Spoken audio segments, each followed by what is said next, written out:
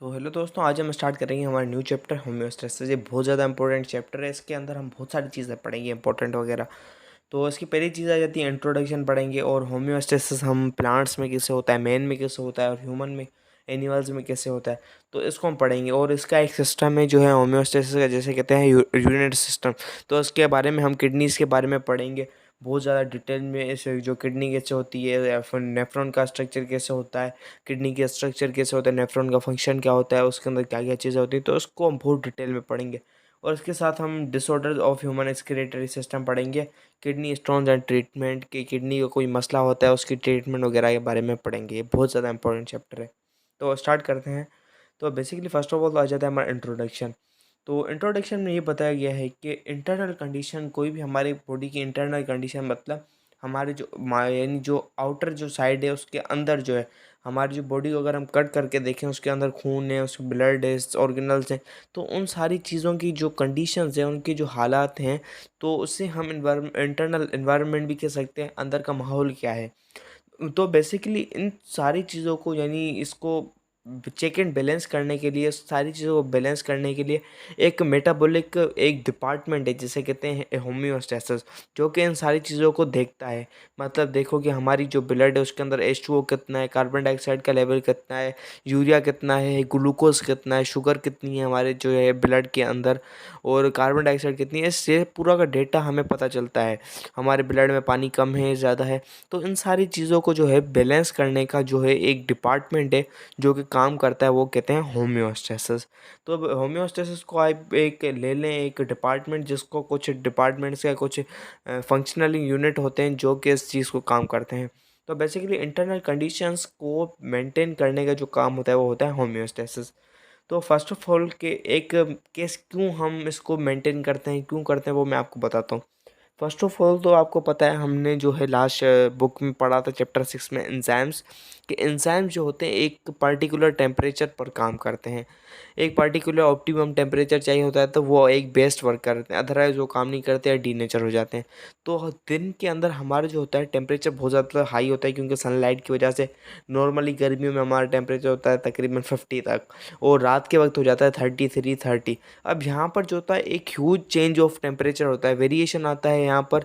तो इसका जो आता है चेंज आता है यहाँ पर, तो टेम्परेचर को मेंटेन करने के लिए होम्योस्टेसिस को काम करना है। दोपहर को बहुत ज़्यादा गर्मी थी, रात को चेंज आया, तो एंजाइम को एक ऐसा टेम्परेचर प्रोवाइड करना होता है होम्योस्टेसिस ने, कि वो जो होता है एक बेस्ट वे से काम करे, अपना काम एक एक्सीलेंट वे से परफॉर्म करे। तो इसलिए जो है हमें होम्योस्टेसिस की नीड पड़ती है। तो यहाँ पर एक इम्पोर्टेंट क्वेश्चन राइज होता है कि बॉडी को पता कैसे चलता है कि कोई जो चीज़ है वो हमें, हमारी बॉडी में उसकी डेफिशिएंसी है या बढ़ गई है। फॉर सपोज ग्लूकोज बढ़ गए हैं या पानी का लॉस हो गया, वो कैसे पता चलता है। तो एक मैकेनिज्म है या एक सिस्टम है जिसे कहते हैं फीडबैक सिस्टम। सो डेट हमें पता चलता है कि हमारी बॉडी में ऐसी सी कमी है, तो हमें ये वेज अपनाने पड़ेंगे। तो हम फर्स्ट ऑफ ऑल तो हमें समझना पड़ेगा कि फीडबैक सिस्टम होता है क्या, देन हम आगे की तरफ बात करेंगे। तो first of all the feedback system वो सिस्टम होता है जिसमें जो है इन्फॉर्मेशन शेयर की जाती है, ट्रांसफ़र की जाती है, जो रिपोर्ट, एक चीज़ की रिपोर्ट या इन्फॉर्मेशन ट्रांसफ़र की जाती है। तो आपको ऐसे से नहीं समझ आएगा, मैं आपको एग्जांपल देता हूँ।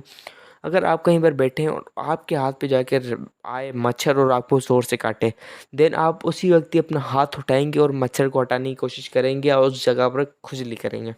तो बेसिकली होता क्या है, तो आपकी जो स्किन होती है वहाँ पर कुछ 5 से 6 रिसेप्टर्स होते हैं इंपॉर्टेंट।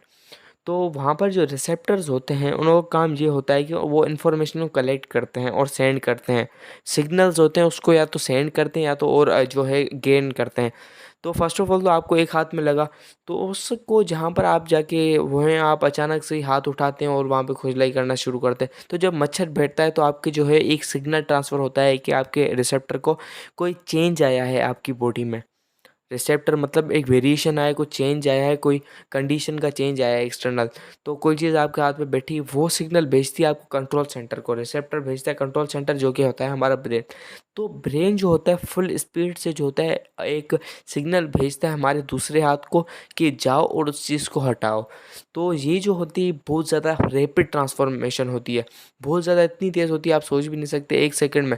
अगर आप किसी भी गर्म चीज़ पे हाथ लगाओ तो आपके कंट्रोल में भी नहीं होता, आपका हाथ खुद ही दूर हो जाता है। एक आधे मिली सेकेंड का भी एक फ़र्क नहीं पड़ता, इतनी स्पीड में जो होती है आपकी इन्फॉर्मेशन ट्रांसफ़र हो जाती है सिग्नल्स के थ्रू।